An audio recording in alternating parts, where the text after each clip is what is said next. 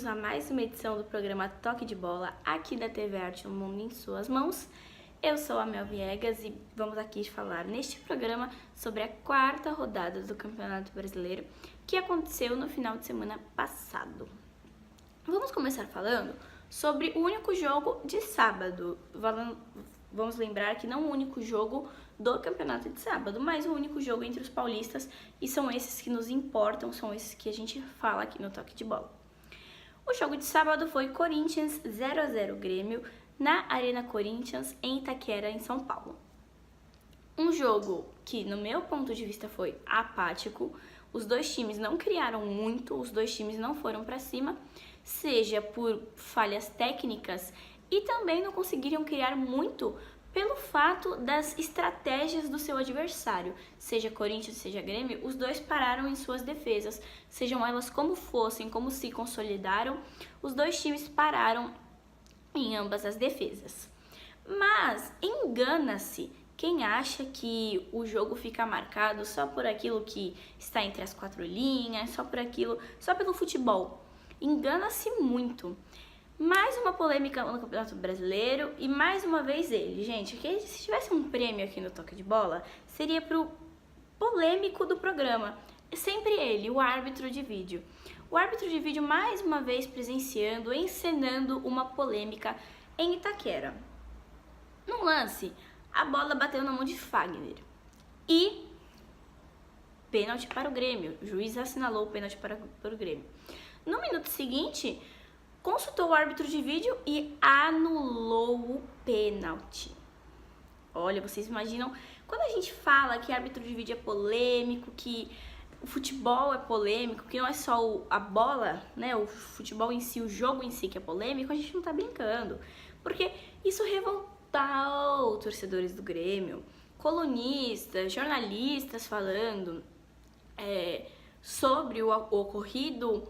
Eu ouvi dizer também, já por aí, torcedores falar que juiz marcou aquilo que lhe coube, né? Não teve um critério, ele marcou aquilo que ele achava que ele tinha que marcar. Muita gente falando que juiz veste camisa de time, juiz veste não sei o quê. Gente do céu, pessoal, assim, gente, aconteceu o jogo, a polêmica tem que ficar ali.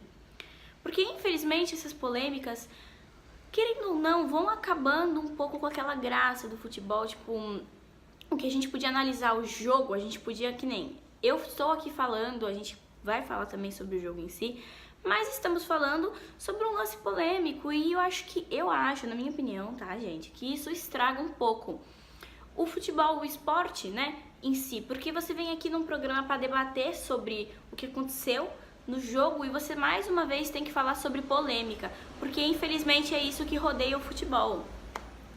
Sempre a polêmica. Mas, tirando essa polêmica um pouquinho de lado, que essa polêmica ainda aconteceu no primeiro tempo, então ainda tinham o resto do primeiro tempo, mais os 45 minutos do segundo tempo para serem jogados. Corinthians nem Grêmio fizeram gols, né? Eles não conseguiram furar a defesa, como eu já havia falado anteriormente. Corinthians e Grêmio não conseguiram furar a defesa um dos outros por estratégias que o Carrilho impôs e que o Renato Gaúcho impôs também, deram certo, né? Porque tomar gol é o que é mais importante, não tomar gol, né? O que é mais importante, perdão. E isso não aconteceu, nenhuma das duas equipes tomou gol. Mas também falamos sobre a estratégia do Carrilho, falando um pouco sobre a estratégia do Renato Gaúcho. O Renato Gaúcho se classificou na Libertadores do Grêmio? Se classificou. Tem Copa do Brasil agora? Mas, gente, o Grêmio no Brasileirão ainda não ganhou. O Grêmio só vem somando pontinho de empate, perde pontos de derrota.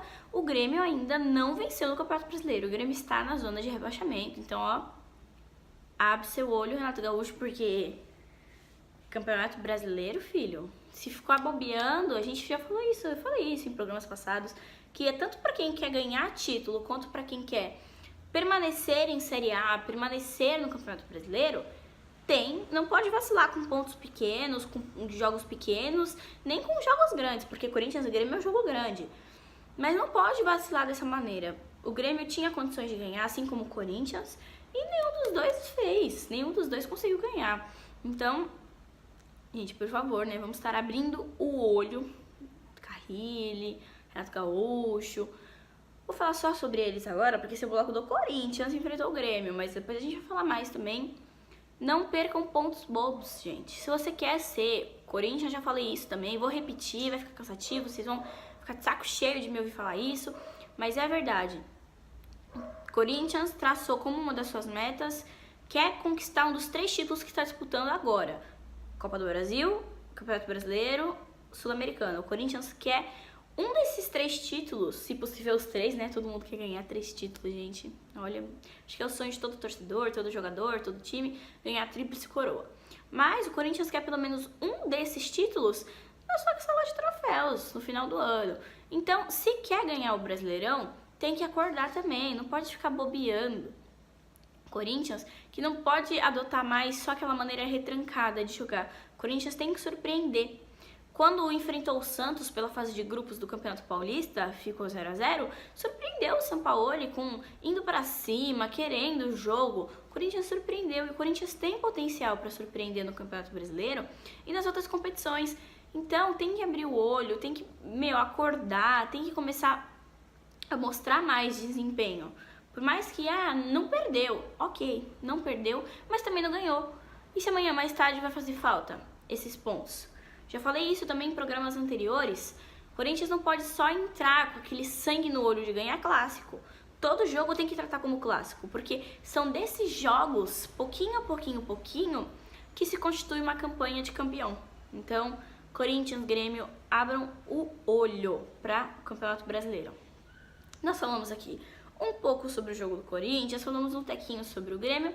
Nós vamos por um rápido intervalo, porque na volta vamos falar do Santos, que jogou e jogou muito bem contra o Vasco, do São Paulo, que teve homenagem, teve gol, e do Palmeiras, que também quebrou um tabu e anotou mais uma vitória para a conta. Vamos para um rápido intervalo e voltamos já já.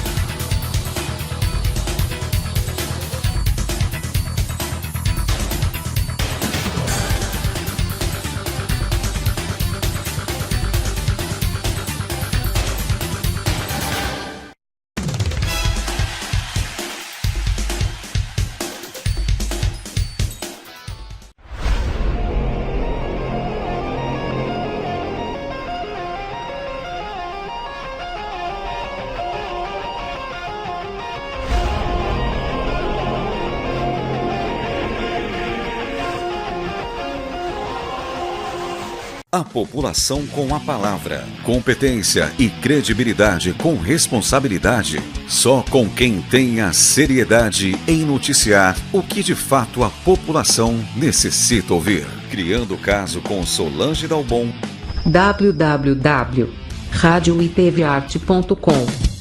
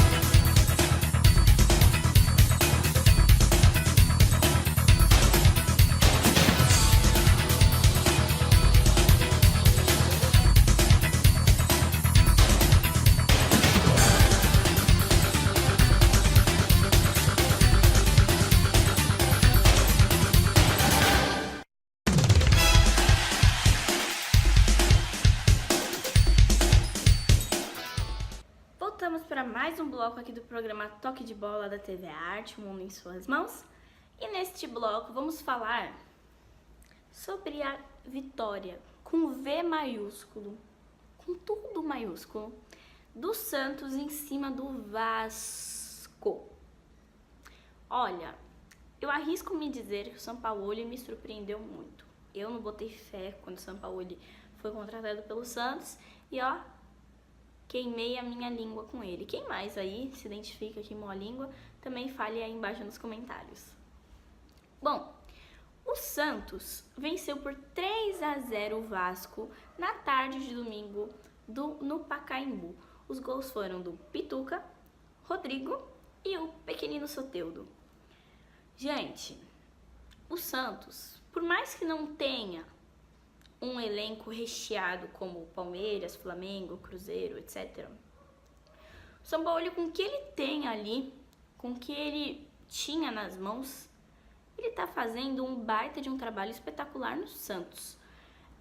Pode ter sido eliminado da Sul-Americana, não conseguiu vaga para final no Campeonato Paulista, mas o futebol que o Santos Futebol Clube apresenta é assim digno de palmas, digno de apreciação.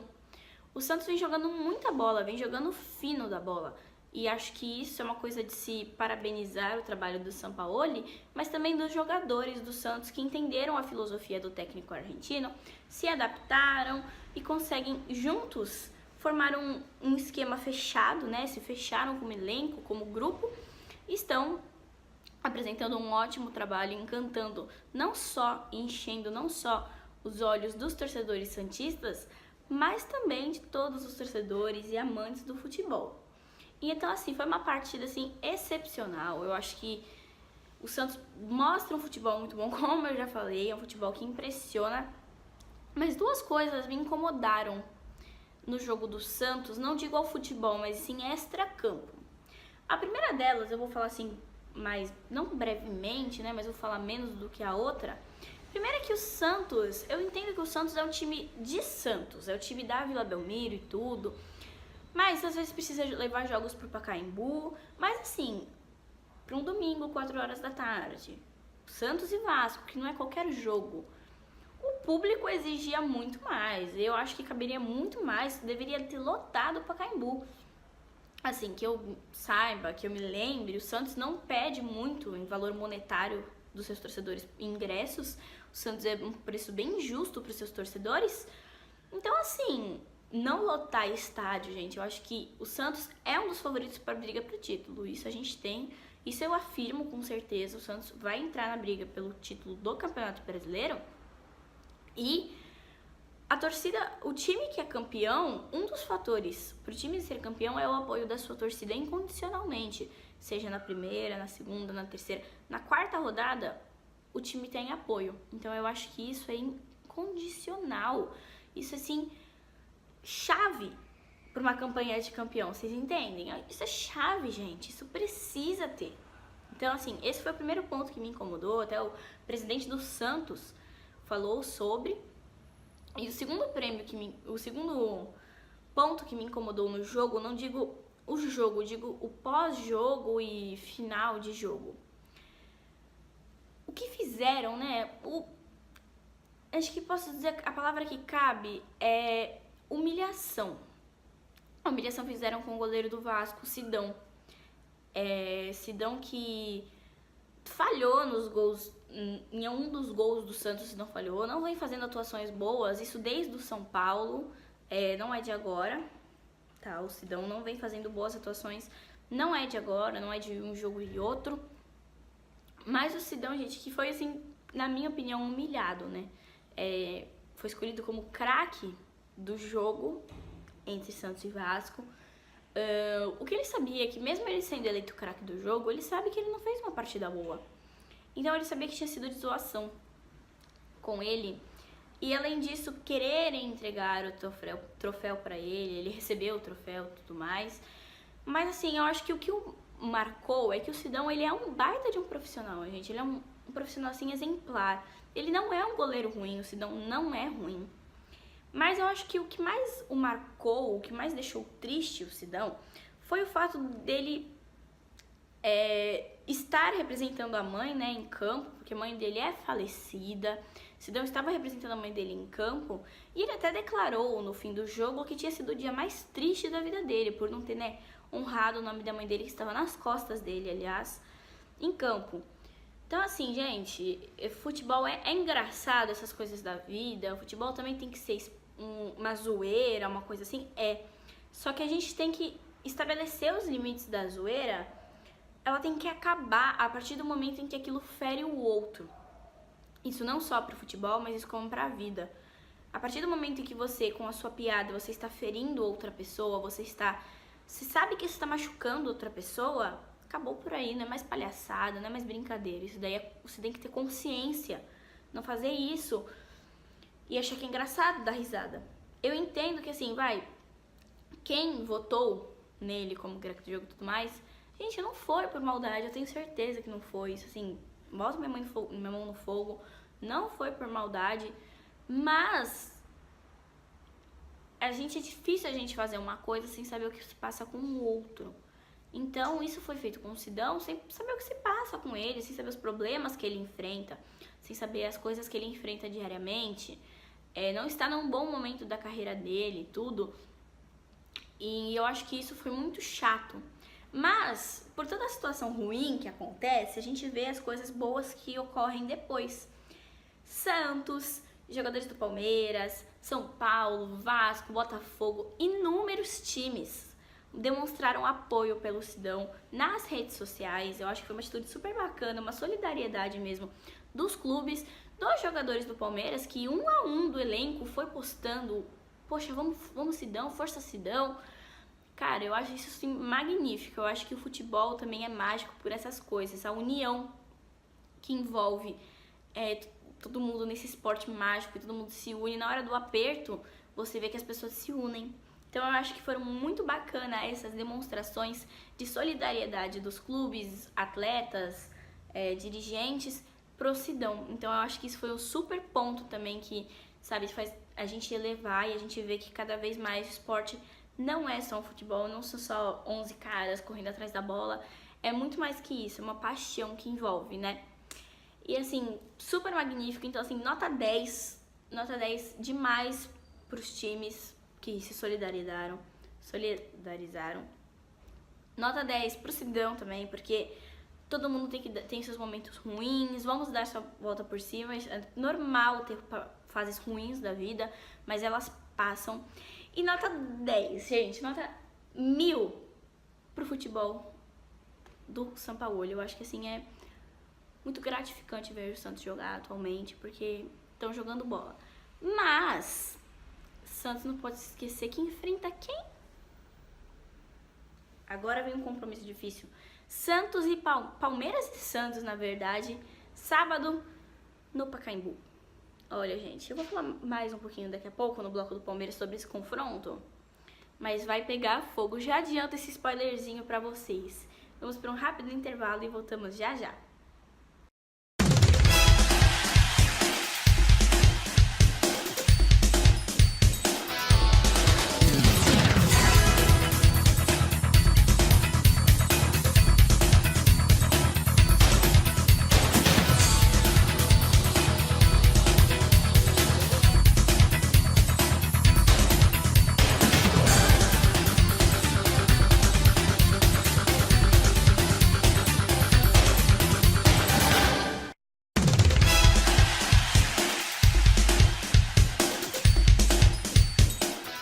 A população com a palavra. Competência e credibilidade com responsabilidade. Só com quem tenha seriedade em noticiar o que de fato a população necessita ouvir. Criando o caso com Solange Dalbon.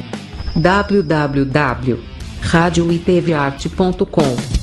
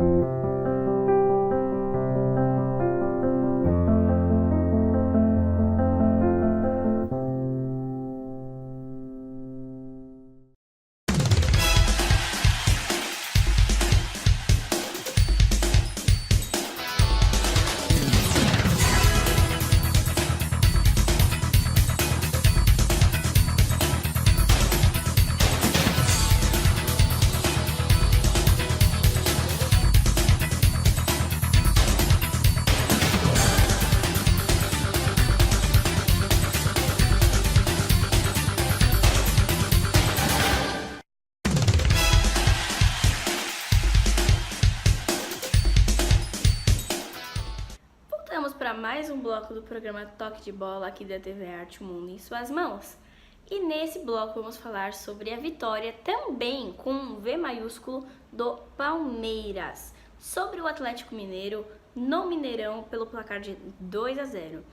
Esse jogo, gente, além de ser uma grande vitória para o Palmeiras, que por enquanto assumiu a ponta da tabela do Campeonato Brasileiro, vale lembrar que Santos e São Paulo também possuem a mesma pontuação, mas pelo critério saldo de gols, o Palmeiras assumiu a primeira colocação, esse foi o critério de desempate. Voltando a falar, além de ter conseguido assumir o topo da tabela nesse jogo, o Palmeiras também, o técnico Luiz Felipe Scolari, pode colocar como riscado mais uns tabu quebrado no Palmeiras na passagem dele desde o ano passado. O Felipão, que já fazia anos que o Palmeiras não conseguia vencer o Atlético Mineiro jogando em Belo Horizonte, né? E o Palmeiras que conseguiu vencer o Atlético, e assim, gente, vencer, modéstia à parte, com 2 golaços do Bruno Henrique, que pegou assim de primeira, chutou. O primeiro foi um golaço indescritível. A bola simplesmente fez a curva e entrou. O segundo também pegou de fora da área, chutou e a bola entrou também. Foram 2 golaços do Bruno Henrique, eleito pela torcida do Palmeiras, o craque do Verdão, e não fez muito menos do que merecer, né? Ser o craque do Verdão seria o mínimo que o Bruno Henrique podia ter ganhado depois desse jogo, pela sua atuação, pelos gols que fez pelo Palmeiras. Falando também em atuação, elogiando aqui o Bruno Henrique, dá para se elogiar assim, o time do Palmeiras em um todo, como coletivo. O time do Palmeiras se encaixou agora, tá mostrando um futebol bonito. Vale lembrar que no começo do ano, o Palmeiras era criticado por não apresentar um futebol bonito, um futebol gostoso de se ver. E o Palmeiras, que está voltando a apresentar esse futebol, está enchendo os olhos novamente.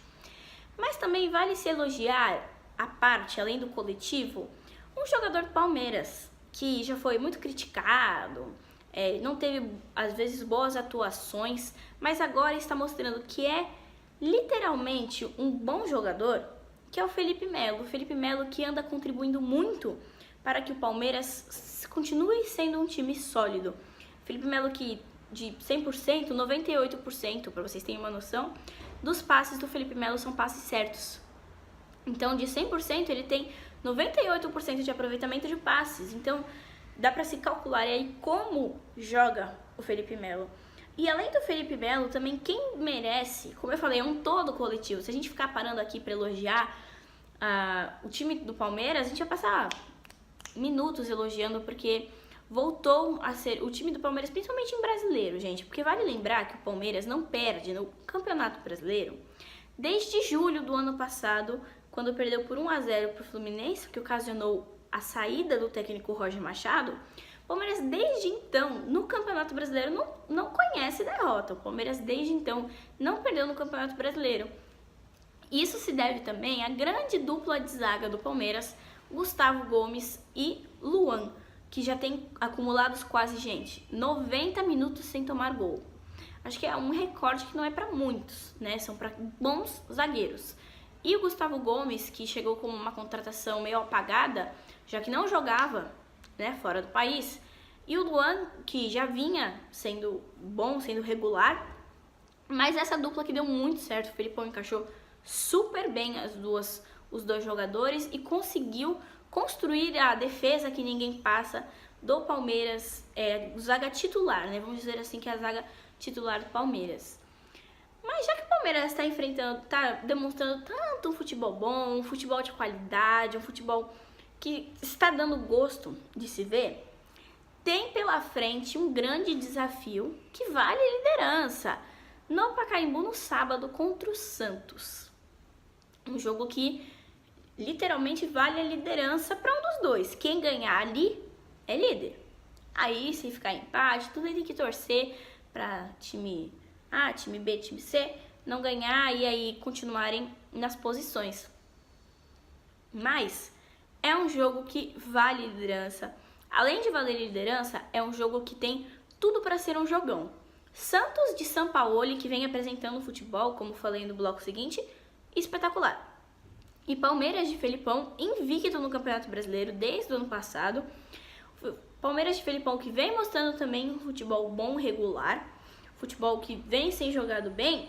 E assim, são dois técnicos, o Sampaoli e o Felipão, são dois técnicos que é digno de se apreciar. Dois técnicos que eu particularmente não vou perder esse embate entre os dois, porque são dois técnicos de filosofias um pouco diferentes, mas técnicos que dentro de campo, com as suas filosofias, dão tudo de si e os times estão mostrando o resultado. Então, assim, vai ser um jogão, gente, que olha, eu, se fosse vocês, também não perderia esse jogo. Vale lembrar que é no sábado e também vale lembrar que é torcida única. Então, só a torcida do Palmeiras no Pacaembu, mando do Palmeiras, torcida do Santos não pode entrar, assim como todos os outros clássicos paulistas, independente do campeonato. Falamos aqui um pouquinho sobre o Palmeiras, sobre o próximo jogo do Palmeiras e vamos para um rápido intervalo e quando voltarmos vamos falar sobre o São Paulo e a grande homenagem que teve no jogo contra o Fortaleza. Voltamos para um rápido intervalo e voltamos já já.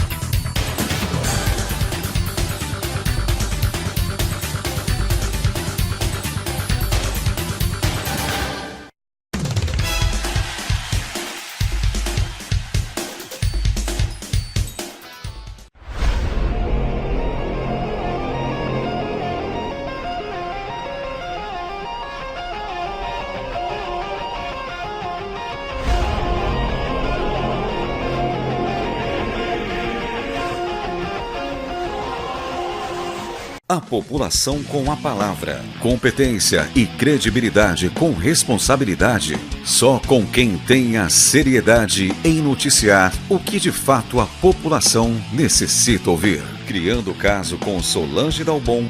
www.radioitvarte.com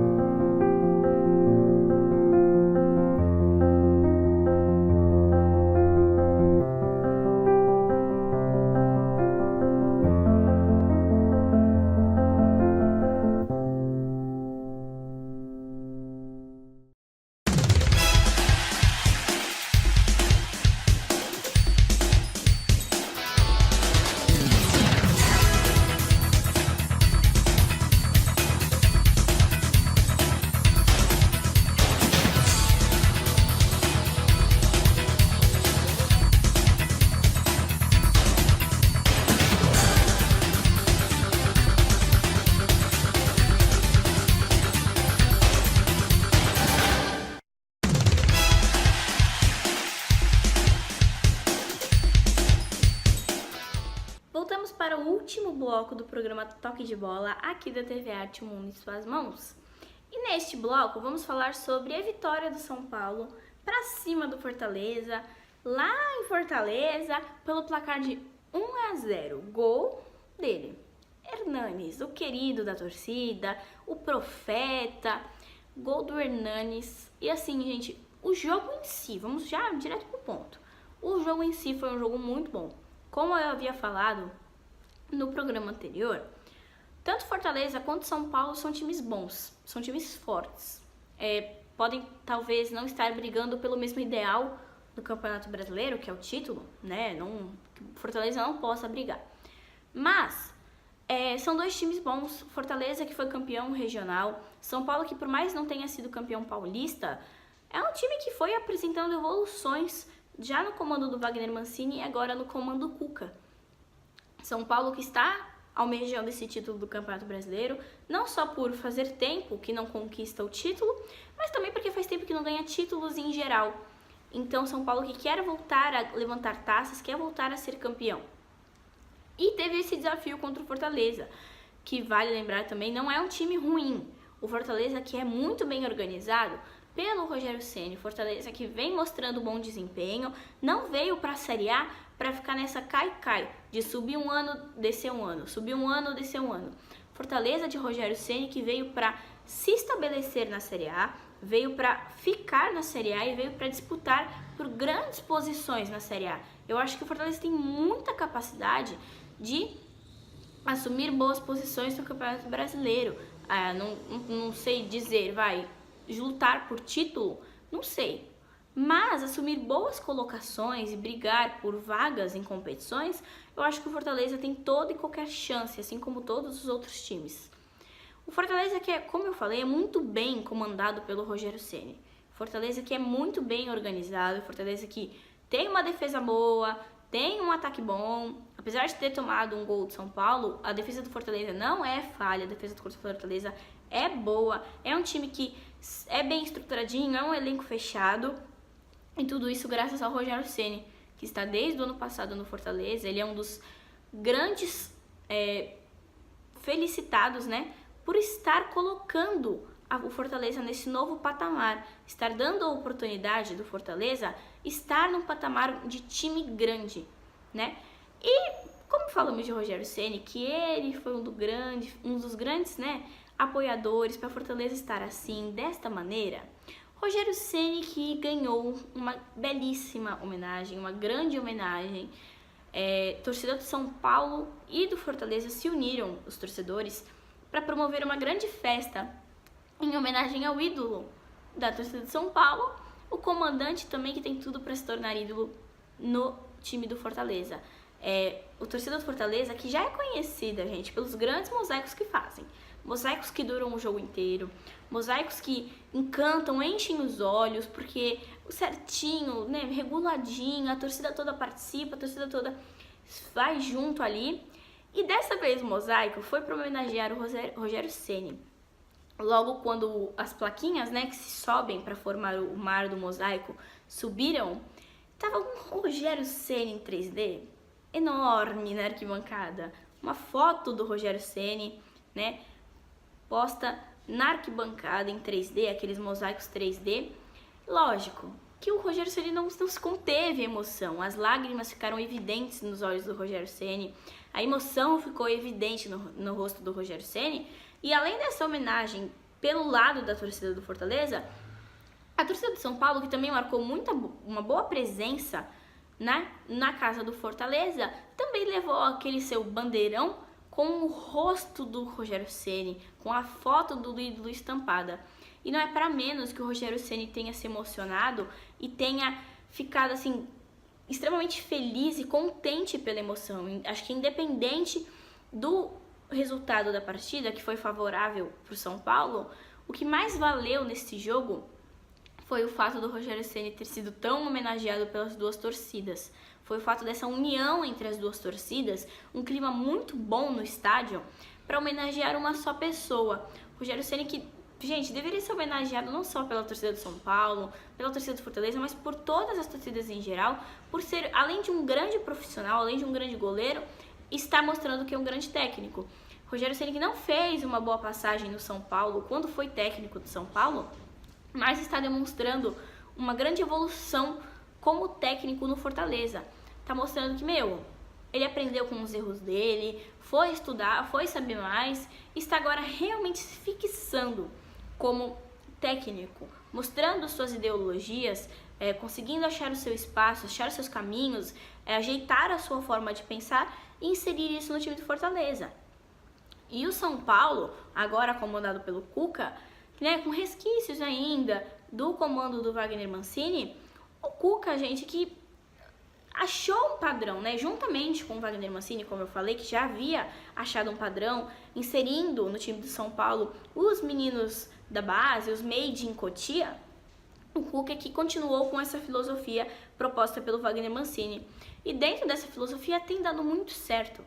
O time do São Paulo tem conseguido somar pontos, tem conseguido se impor, tem conseguido mostrar um bom futebol e, acima de tudo, tem conseguido deixar o seu torcedor feliz, deixar o técnico feliz, deixar os membros do clube feliz.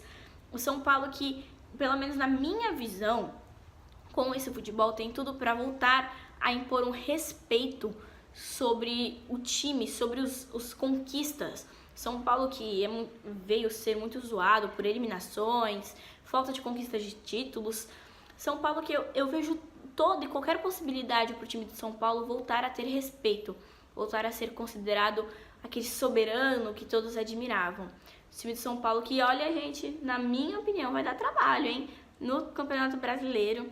E eu tenho, acho que a gente vai se surpreender muito com os meninos de Cotia. Eles ainda não mostraram, eu acho que eles ainda faltam mostrar um pouquinho mais de futebol. Já estão mostrando um ótimo futebol, Antony, Igor Gomes, mas eu acredito que tem muito mais ainda pela frente. Esse foi o nosso programa do Toque de Bola sobre a 4ª rodada do Campeonato Paulista. Esse programa que a gente falou sobre o Santos, sobre o Corinthians, Palmeiras e São Paulo. Nós voltamos semana que vem para comentar sobre o Clássico Paulista e também sobre os jogos do São Paulo e do Corinthians. Muito obrigada pela sua audiência. Encontro vocês semana que vem. Tchau, tchau.